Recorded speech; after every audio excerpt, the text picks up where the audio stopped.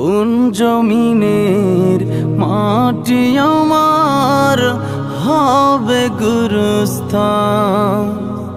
কাদের চোখের জলে আমি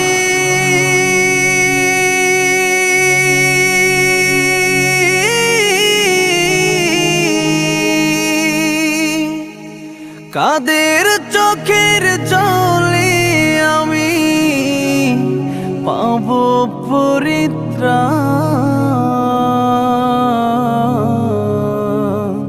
কোন জমিনের মাটি আমার হবে গুরুস্থান?